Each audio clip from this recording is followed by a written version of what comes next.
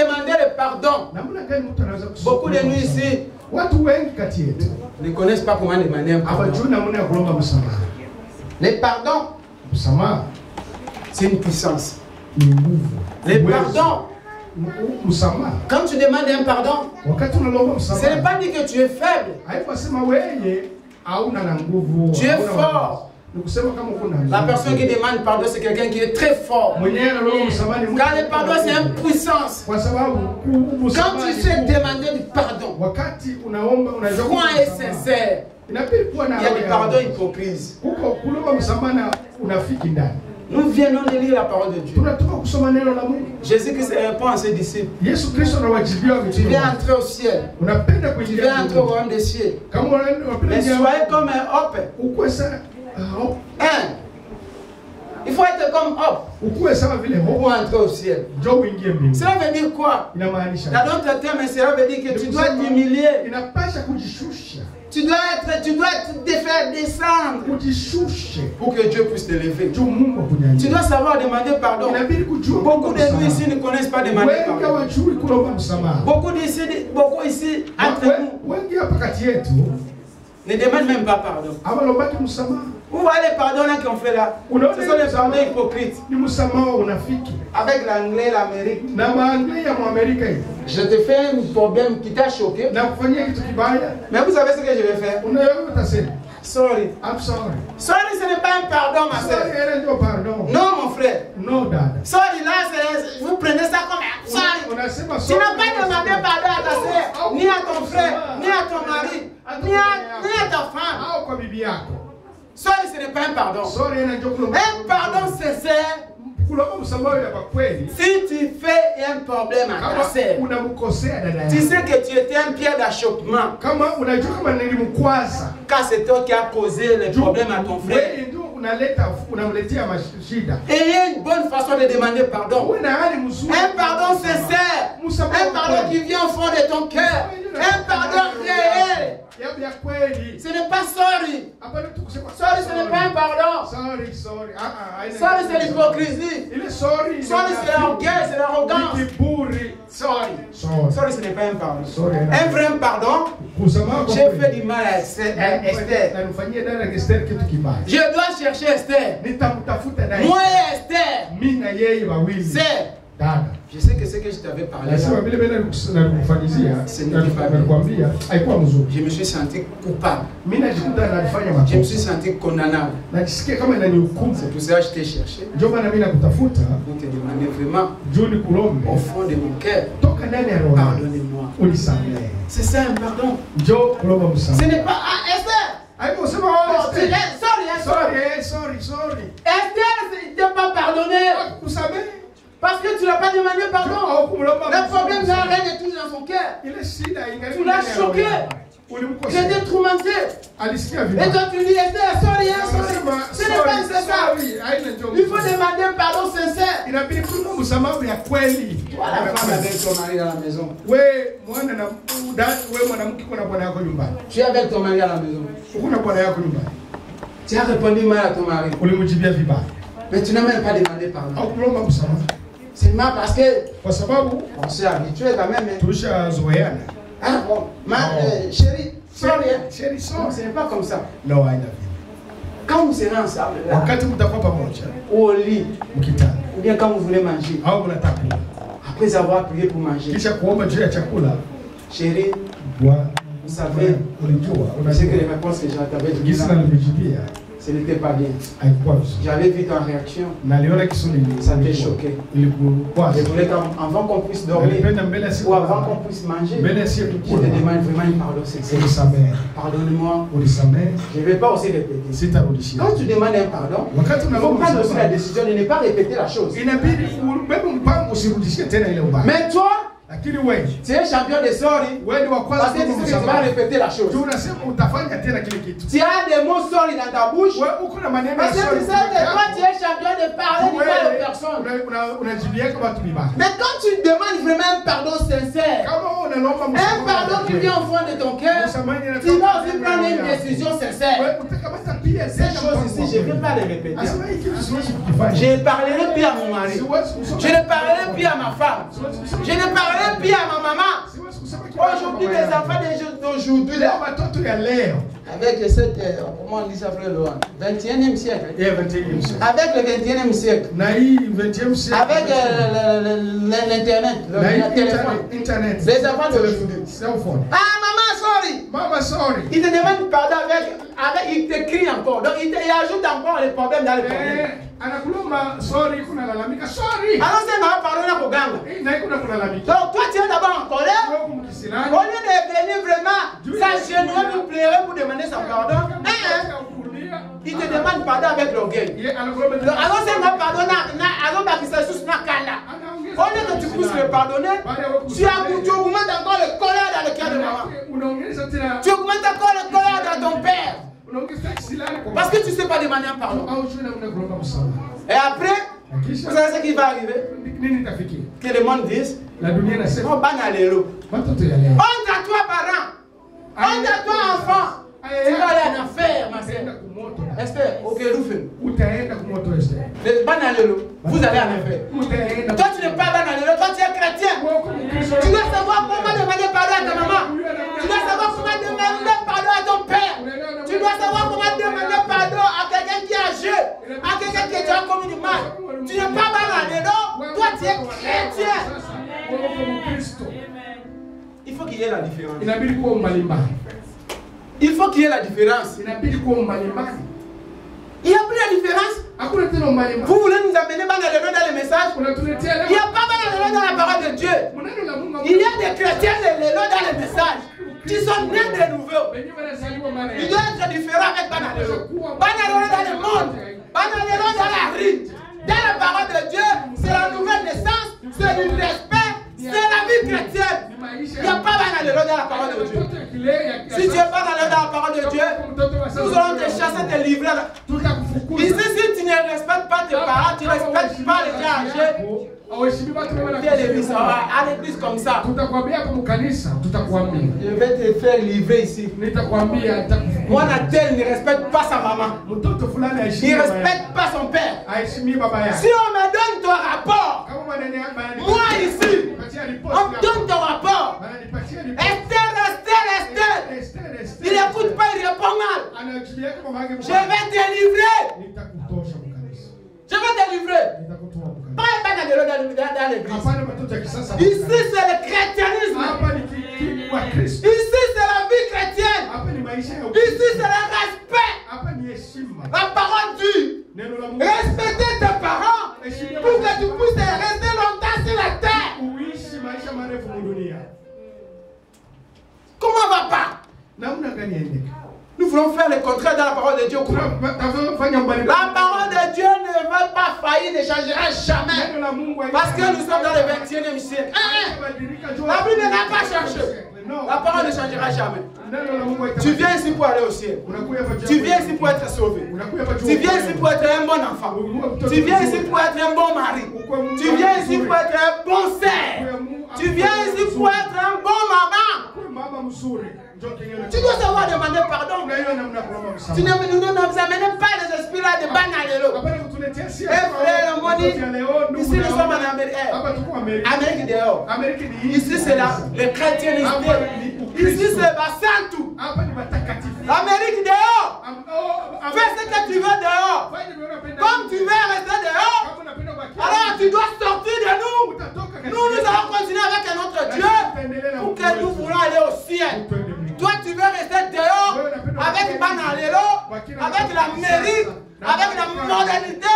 Mais ici, c'est lui qui règne, c'est le Saint-Esprit, c'est la vie chrétienne, c'est la nouvelle naissance, c'est l'être de nouveau. Banalero parle dans la parole. C'est un esprit, c'est une parole, ce sont des paroles mondaines. Ce sont les paroles des gens qui n'écoutent pas la parole de Dieu. Oh non frère, tu vois, ici en Amérique, on ne touche pas les enfants. Dehors, pas dans la parole de Dieu. Comme on ne touche pas dans les enfants, nous allons te livrer. Au moins même que tu n'es pas baptisé. Mais si tu es baptisé, c'est frère, si on te livre ici, tu vas regretter.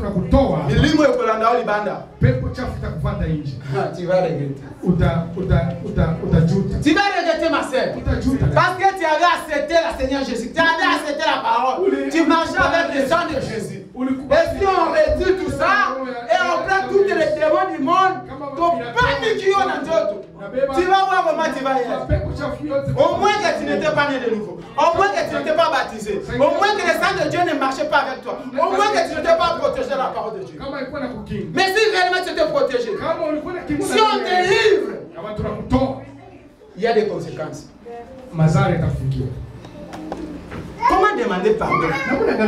Il faut savoir demander pardon. Un enfant, si tu veux régner, si tu veux avoir du succès, savoir demander pardon. Peu importe.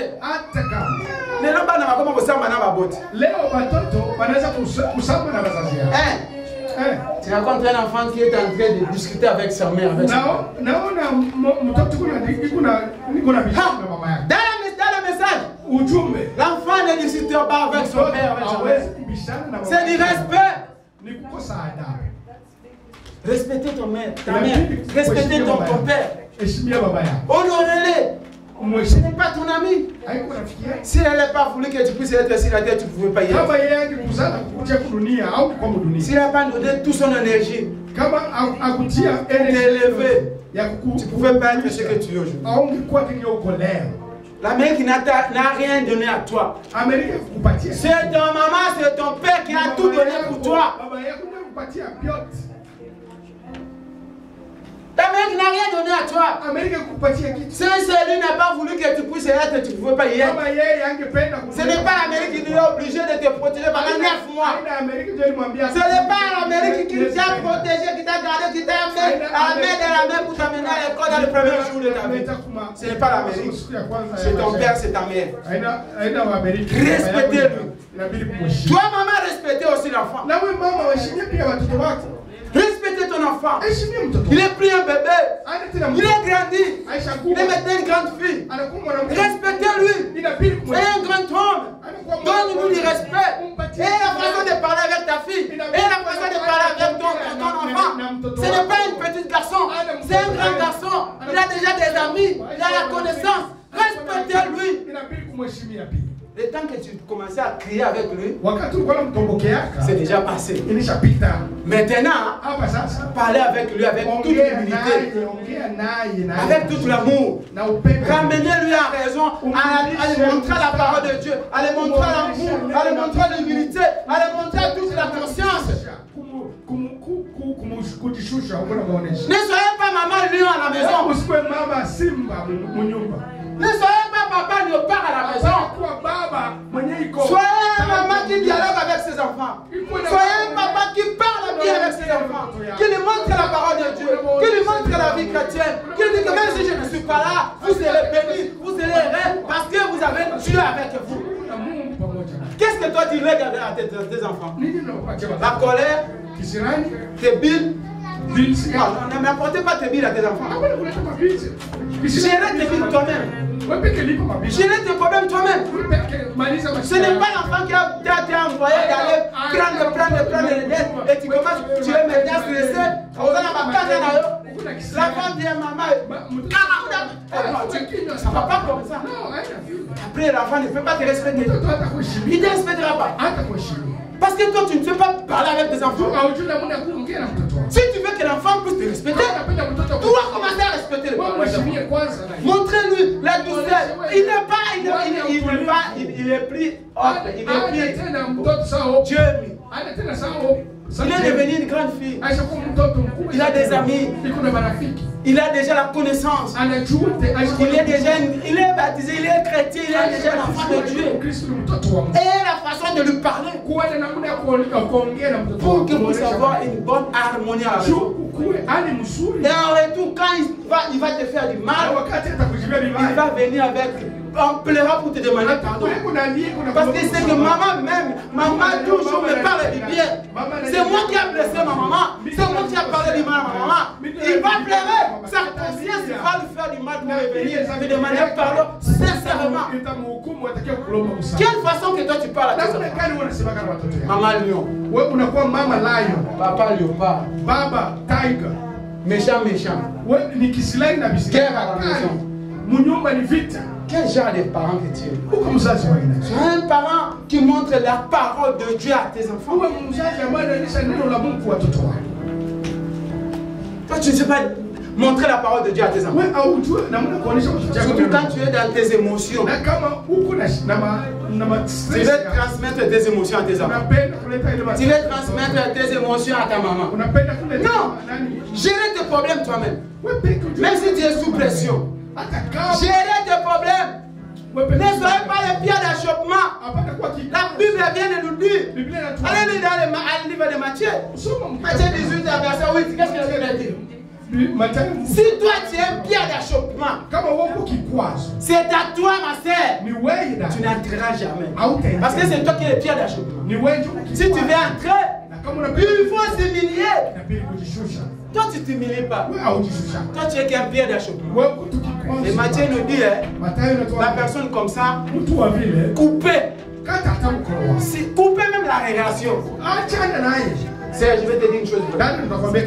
Tu veux être sauvé. Tu veux aller au ciel. Dis-toi que la personne qui est à côté de toi, peu importe tout ce qu'il a fait, peu importe qui est ta maman, Esther, même ta maman, si tu sens qu'il te mène en dehors de la parole de Dieu, au Kabwana, ce n'est pas moi qui l'a dit. C'est la Bible qui l'a dit. Même ton mari, même ta femme, même ta femme, dans la maison, tu vois que cette femme ici, mais loin de la parole de Dieu. Frère, tu calas célibataire. Mais avec Dieu pour aller au ciel. Tu calas célibataire. Mais gagner le royaume des cieux. Séparé avec lui. La Bible est très loin. C'est Dieu qui t'a donné les yeux. C'est Dieu qui t'a donné tout. Mais la Bible dit, même si tes yeux, tu fais voir toujours les choses mal. À chaque temps, tu regardes toujours les mauvaises choses. À chaque temps, il t'amène toujours à commettre les erreurs. À chaque temps, il te montre toujours la haine et la jalousie. À chaque temps, tes yeux te montrent toujours à commettre les mauvaises choses. C'est frère. La Bible dit, je ne sais pas quoi. Bien, tu prends vraiment scotch. Le scotch là de noir. Pourquoi tu manges comme ça? C'est ici, ma main touche dans les mains. C'est la parole de Dieu. Séparez-toi du mal. Perdre tout, mais ne perdez pas la vie éternelle. Peu importe la vie là. Quelle est cette importance d'avoir un ami qui m'amène dans le mal? Un bon ami, c'est un ami qui m'amène dans la vie chrétienne. C'est un ami qui m'amène dans la parole de Dieu. C'est un ami qui m'amène dans la sincérité, dans la sainteté, à la crainte de la parole de Dieu. Mais un ami à toi, c'est seulement cet ami-là qui t'amène toujours à commettre des péchés. C'est un ami qui t'amène toujours à aller chercher les mauvaises femmes, les mauvais amis, à boire, à vivre, à être à la barre, dans le boîte. C'est ça les amis que toi tu as. Tu crois vraiment que tu es chrétien? Un vrai chrétien, il se sépare de mauvaises choses. Un vrai chrétien sait comment demander un pardon. Si aujourd'hui, tu ne savais pas demander un pardon, j'étais quelqu'un qui disait c'est ma soeur, cher frère, à lever cette mot de soeur dans ta bouche. Demandez un pardon sincère. Cherchez ta sœur, cherchez ton mari, cherchez ton épouse, cherchez ton camarade, cherchez la personne que tu as blessée. Ne nous appelez pas au téléphone. En Afrique, pour que tu puisses demander pardon au téléphone. Vous avez encore en Ayuta.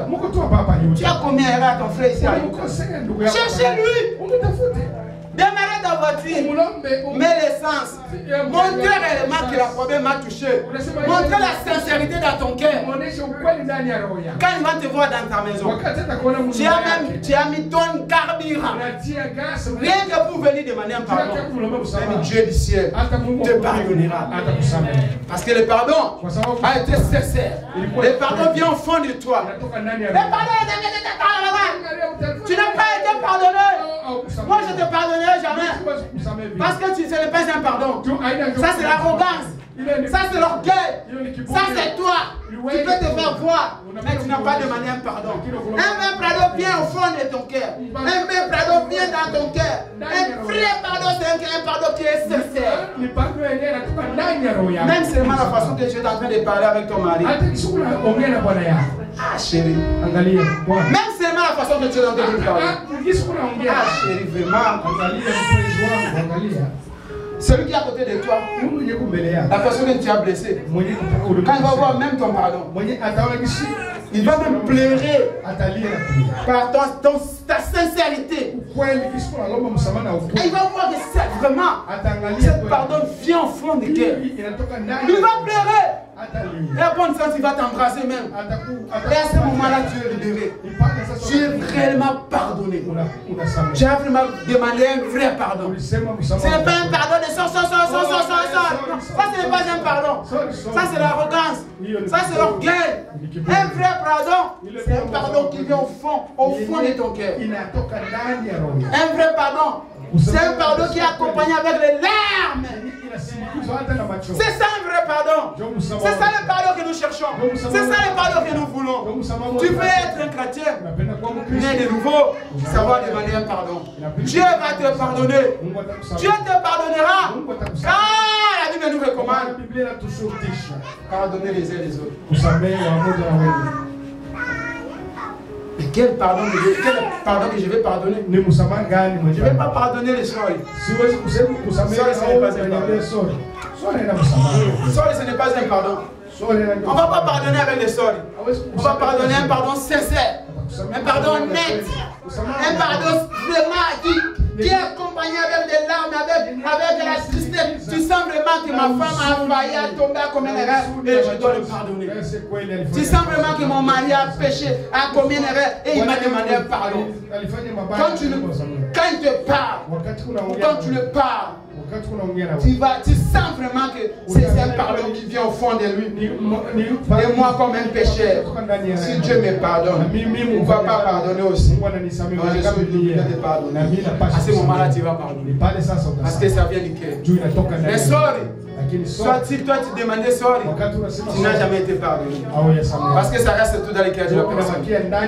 Toi tu penses que tu étais pardonné, tu n'as jamais été pardonné.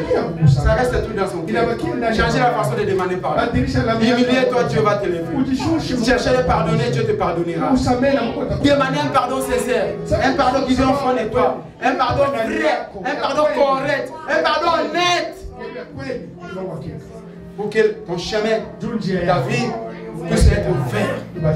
Quand tu demandes pardon, tu ouvres les couloirs de ta vie. Tu ouvres ta vie. Ta vie est ouverte et les bénédictions vont entrer. Mais comme toi tu marches avec l'orgueil, comme toi tu marches avec l'arrogance, comme toi tu ne sais même pas demander un pardon, tu fermes ta vie. Tu fermes ta vie chrétienne. Le Saint-Esprit n'aura pas la place dans ton cœur parce qu'à toi, celui qui règne, celui qui habite, c'est l'arrogance, c'est l'orgueil. Il n'y a pas la place du Saint-Esprit dans ton cœur. Il n'y a pas la place. Tu as beaucoup de problèmes à régler. Tu ne sais pas demander de pardon. Comment le Saint-Esprit va venir habiter dans ton cœur? Comment tu peux naître de nouveau? Demander un pardon, c'est humilier-toi. Tu t'humilies et Dieu va te relever. Dieu va te donner le Saint-Esprit. Dieu va te donner une nouvelle vie, une nouvelle créature. Tu dois être une personne heureuse, bénie. Parce que Dieu voit dans ton cœur. Tu n'as aucun problème avec les chrétiens. Tu es ni tache ni ride. Parce que quand tu blesses quelqu'un, tu sais comment demander le pardon. Quand tu blesses ta mère, tu sais comment demander le pardon. Quand tu blesses ton père, tu sais comment demander un pardon. Donc tu laisses toujours la place dans ton cœur au Saint-Esprit. C'est ça le fruit du Saint-Esprit. C'est ça le fruit fruit de naître de nouveau. C'est ça le fruit de la nouvelle naissance. Changer ta façon de demander pardon. Et pour terminer, nous allons écouter le prophète de l'âge. Nous allons écouter le prophète de l'âge. Papa parler sans nous avoir écouté. C'est la bouche autorisée. Oui, c'est la bouche autorisée, ma sœur. Il faut que nous puissions écouter ce que le prophète dit. Par rapport au pardon. Nous allons terminer par là. Dans ce Mali, cette verset, cette portion de la parole de Dieu, et puis nous allons s'arrêter là. Comment demander un pardon? Qu'est-ce que le frère Branham dit? Dans la brochure, comment demander un pardon? Qu'est-ce que le frère Branham dit? Après avoir lu ça, on va arrêter. Si tu n'avais pas une façon de demander un pardon, si tu ne demandais pas bien ton pardon, peut-être que tu croyais que tu demandais bien pardon. Tu n'as jamais été pardonné avec tout ce que tu faisais déjà. Sorry, ce n'est pas un pardon. Changer la façon de demander pardon. Tu veux vraiment que le Saint-Esprit puisse régner dans ton cœur. Tu veux vraiment que Dieu puisse habiter dans ton cœur. Changer la façon de demander pardon. Changer la façon de pardonner. Changer aussi la façon aussi de prier pour que Dieu puisse te pardonner. Écoutez ce que frère Branham dit. On va s'arrêter par là. Oh, soyez conscients. Amen. Il n'y a qu'une chose dont vous ayez à être conscient. C'est de votre petitesse. Si vous voulez arriver quelque part avec Dieu, faites-vous vraiment un petit. Ok. Écoutez frère Branham. Tout ce qui est nouveau. Frère Branham a dit, nous prenons la scène. si vous voulez être avec Dieu, il faut s'humilier. Pour être avec Dieu, si nous voulons t'identifier que tu as Dieu à toi, il faut s'humilier. C'est à ce moment-là qu'on va comprendre que Dieu habite en toi. Dieu n'habite pas des gens arrogants. Dieu n'habite pas des gens orgueilleux. Dieu n'habite pas des gens têtitesses. Mais Dieu habite à des gens humbles. Des gens qui s'humilient à la parole de Dieu. C'est là où Dieu habite. Continuez frère. Ne vous faites pas grand. Amen. Osias. Ne vous faites pas grand, ma sœur. Tu es rien devant Dieu. Tu es rien devant Dieu, ma sœur. Pourquoi tu veux te faire grand? Qu'est-ce qui te fait pour que tu puisses être grand? L'argent, les voitures, les maisons. Quoi encore? Quoi encore? Qu'est-ce qui te fait? L'intelligence? Mais c'est Dieu qui t'a donné tout ça. Amen, amen, amen. Ne te fais pas grand devant Dieu, ma soeur. Humilie-toi. Dieu va te lever. Il entra et dit, je ferai quand même ceci, que je sois, ce n'est pas votre affaire, mais reprendre. Voyez-vous? Il aurait dit 6 milliers. 6 milliers. Oui. Serviteur de Christ, pardonne-moi. Amen. Il n'aura jamais attrapé la lèpre. La lèpre. Non. Si Osias s'était humilié, il ne pouvait pas attraper la lèpre. La lèpre, c'est une malade. Parce qu'il avait la façon de demander pardon. Mais comme il n'a pas voulu demander pardon, il a attrapé la maladie. C'est la malédiction qui l'a suivi. Parce qu'il s'est manqué d'un serviteur de Dieu. Il n'a pas savoir comment demander un pardon. C'est vrai. Faites attention aux serviteurs de Dieu. Faites attention aux hommes de Dieu. Ceux qui servent Dieu dans la sincérité. Si réellement cet homme sert Dieu et que Dieu habite en lui, faites attention de ce que tu vas parler avec cette personne. Faites attention de la façon que tu vas agir devant cette personne. Tu vas attraper la lèpre et ça va t'amener à la mort. Parce que tu t'es manqué à un serviteur de Dieu. Tu t'es manqué à le Saint-Esprit de Dieu. Faites attention. Humiliez-toi. Demandez un pardon si tu as commis une erreur. Si tu as parlé du mal, demandez un pardon. Continuez, frère. Non, je sais que c'est votre travail. Dieu vous a appelé. C'est votre office. Allez-y et faites-les. Mais, monsieur, je regrette beaucoup si c'était rétracté. Il y aura eu un récit différent dans ces livres. Mais quand on les corrige, il s'est mis en colère. Amen. Toi, quand on te corrige, quand on te parle de la parole de Dieu, tu te mets à fâcher. Frère, prédicateur là, le pasteur là, il parle pour moi. Un pasteur, je ne peux pas venir ici pour parler pour quelqu'un. Je ne peux pas venir ici et régler le compte à quelqu'un ici. Nous venons ici pour rien que présenter la parole de Dieu. Avec toute l'humilité. Quand nous parlons avec l'onction, ce n'est pas moi. Je ne peux pas venir ici et régler un compte avec mon frère, avec ma soeur. Je viens ici pour apporter la parole de Dieu. Pour te montrer la vie chrétienne. Humilier seulement toi et recevoir la parole de Dieu. Ne soyez pas arrogants. Ne soyez pas orgueilleux. Ne voyez pas que tu es au-dessous de la parole de Dieu. Tous nous sommes dans le bas de la parole de Dieu. Nous tous nous sommes derrière la parole de Dieu. Il n'y a pas celui qui est au-dessus de la parole de Dieu. Tout le monde est nous qui prêche. Et toi qui es là, nous voulons aller au ciel. Personne ne peut être au-dessus de la parole de Dieu. Humilie-toi seulement. On ne vient pas ici pour régler les comptes. On vient ici pour orienter, pour te montrer la vie, pour te montrer comment te conduire, comment marcher, comment vivre dans la société, comment être dans ton foyer. Des fois un jour, quand tu seras béni dans ton foyer, je ne serai même pas là. Quand on va te marier, quand tu seras avec ton mari, quand tu seras avec tes enfants, et que tu fais maintenant faire sortir ce qu'on t'a donné, peut-être peut-être je dirai pas, je suis mort, je suis quoi là. Mais toi tu vas hériter tout ça. Et tu seras une bonne femme devant ton mari, tu seras un bon mari devant ta femme, tu auras une bonne foyer, tu auras une bonne famille, tu seras heureux dans ta vie, tu remercieras Dieu parce que Dieu t'a donné une bonne femme, Dieu t'a donné un bon mari, qui écoute la parole de Dieu, qui a une vie chrétienne. Je ne serai pas là. Restez là. Je ne serai pas là. Je ne serai pas là, ma soeur. Ce sera pour ton bonheur. C'est toi-même qui va bénéficier de ça. C'est toi-même qui va hériter de ça. C'est toi-même qui sera heureux de ça. Moi, j'ai fait seulement mon travail. Mais respectez le travail de Dieu. Respectez l'œuvre de Dieu. Respectez les dons de Dieu. Pour que tu ne puisses pas attraper la lettre. Quand tu te manques de la langue de Dieu là, tu ne manques pas de moi à la personne, mais tu manques à l'Esprit de Dieu qui est en moi. Tu manques à les dons de Dieu qui est en moi. Savoir demander un pardon. Demander pardon. Un pardon sincère. Un pardon réel. Un pardon franc. Pour que tu puisses être un bon chrétien. Si tu ne connaissais pas demander un pardon, je t'ai apporté le message de demander pardon. Comment demander un pardon? Pas sorry.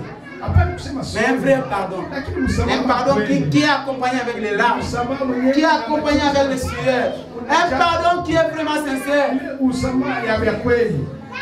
La personne qui sera face de toi à te pardonner. À notre Dieu qui est le ciel. Notre Père Céleste nous pardonne. À combien plus fort que moi je puisse pardonner aussi ma sœur. Je puisse pardonner mon mari. Je puisse pardonner ma femme. Je puisse pardonner aussi les autres. Nous sommes appelés à pardonner. Mais avec un vrai pardon. Un pardon sincère. Tu ne peux pas être pardonné si tu ne demandes pas un vrai pardon. Que Dieu vous bénisse. Tenez-nous debout. Tout à ses mains.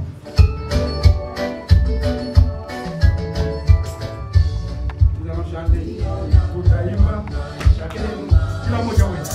Va demander pardon à Dieu. Dis Seigneur, je ne connaissais pas demander pardon. J'ai besoin de sorts. Et aujourd'hui, je veux que le Saint-Esprit puisse habiter en moi. Je vais naître de nouveau. Je vais commencer à demander de vrais pardons. Gens que Dieu blessé. Si tu avais demandé sorry avant, maintenant je t'invite. Cherchez même la personne. Cherchez la personne là. Recommencez à lui demander pardon. Un vrai pardon. Pas un sorry. Allez le voir. Si elle n'est pas ici, si elle est de l'autre côté, si elle est dans notre ville, si elle est dans notre pays, appelez-le avec l'humilité.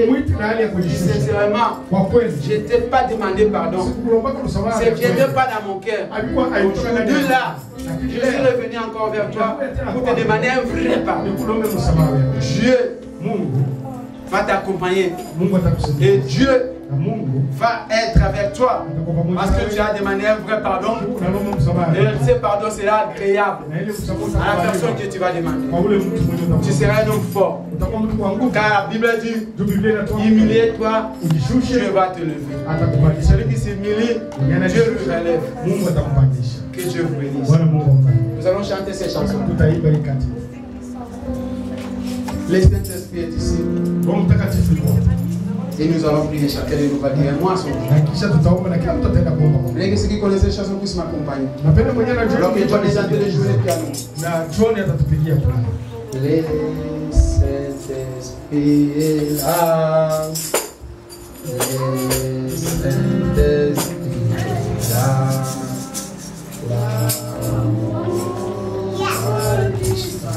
J'ai perdu ma voix, vous pouvez chanter.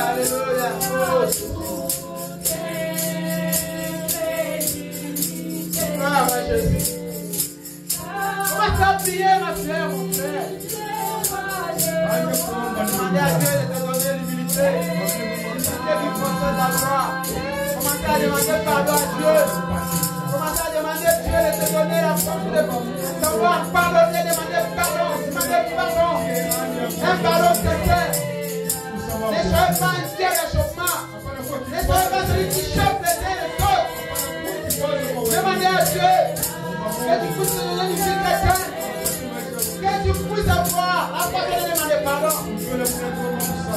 te moquer aux gens. À tel point que tu ne puisses pas voir la lettre de ma tête. Commencez à prier. Priez le Seigneur.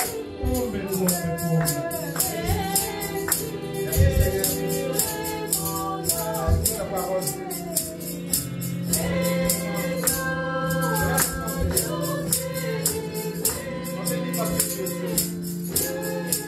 La parole, Seigneur.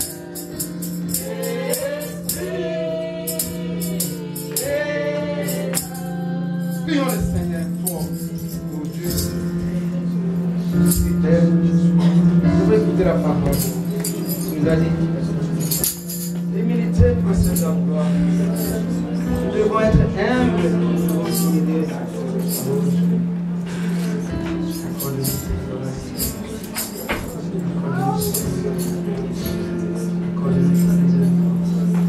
Accordez-nous ton esprit, Seigneur. Accordez-nous ta parole, Seigneur. Accordez-nous le pardon, oh Dieu, savoir demander un vrai pardon à nos sœurs, à nos frères. Et savoir demander un vrai pardon à nos parents. Et savoir demander un vrai pardon à nos amis. Et savoir demander un vrai pardon, Seigneur. Un pardon sincère. À tel point que le Seigneur puisse habiter dans nos cœurs. Nous voulons être les vrais chrétiens. Nous voulons être les modèles, les exemples, les témoins. Nous voulons être les nouveaux. Oh Dieu de gloire, Dieu de bonté. Venez nous aider, Seigneur. Venez nous apporter sa grâce. Venez nous apporter sa miséricorde.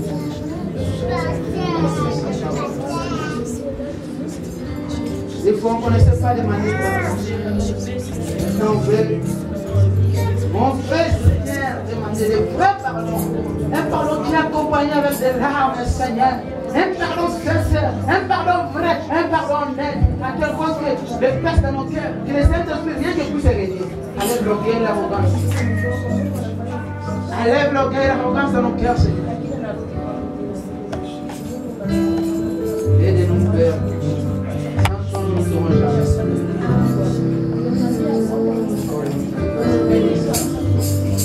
Bénis cette gloire. Bénis tes enfants. Bénis, Seigneur Dieu. Aidez-nous, Seigneur, que nous puissions répéter ta parole. Nous te remercions, Seigneur. Sois béni, sois Dieu de ta parole. Nous sommes contents de t'aimer. C'est Jésus. Qui sera de l'esclave éternité en éternité. Au nom de Jésus.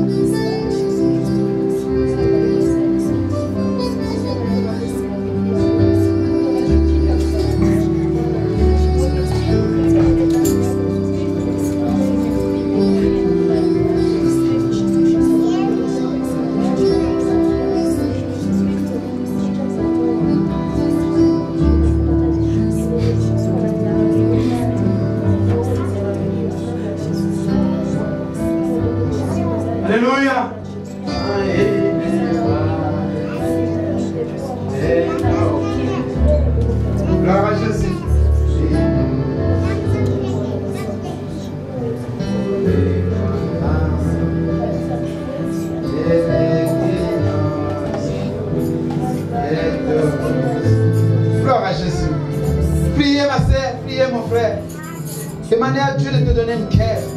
Alléluia. Mon amour de Dieu. Et soldat, j'ai avec et moi, et connaissez, et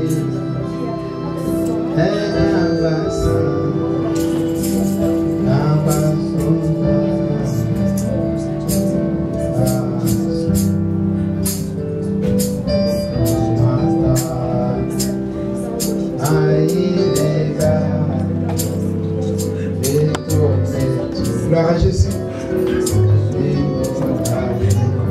Et Saint-Esprit tourne. Si tu crois seulement, tu ouvres ton cœur. Si tu pries sincèrement, Dieu va t'accompagner. Dieu regarde ce matin ta décision. Gloire à Jésus. Gloire à Jésus. Gloire à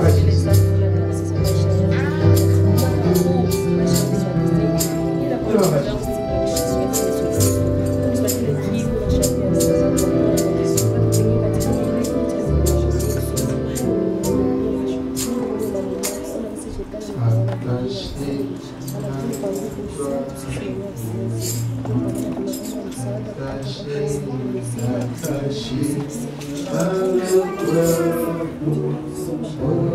Oh Jésus, il a pris mon péché, il m'avait livré.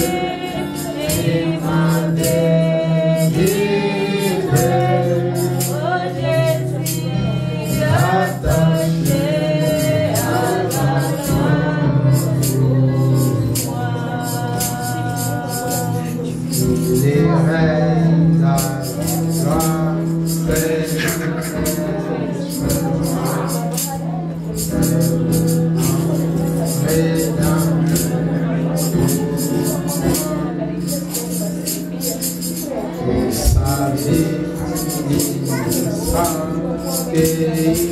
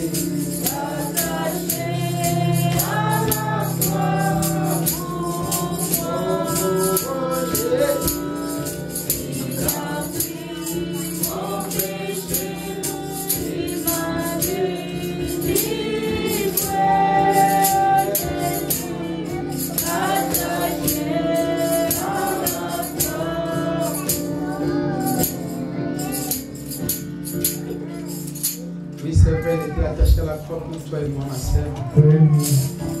à la Il s'est crucifié pour que toi et moi nous puissions faire. C'est vrai ma soeur, c'est vrai mon frère. Dieu regarde seulement les décisions que tu vas prendre. Dieu regarde seulement ton cœur. Sarah a demandé pour avoir l'enfant. Ça lui a pris des années, des siècles. Ça doit faire des années pour que Sarah puisse avoir là. Qu'elle a demandé pendant des années.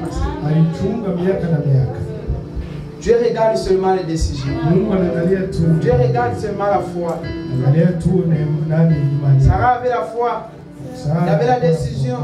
Il a crié qu'avant que je puisse quitter la terre, j'aurai un enfant.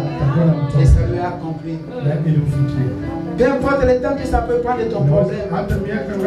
La délivrance, la seule péché qui te lie, qui te reste, qui te retient, qui t'arrache la vie chrétienne.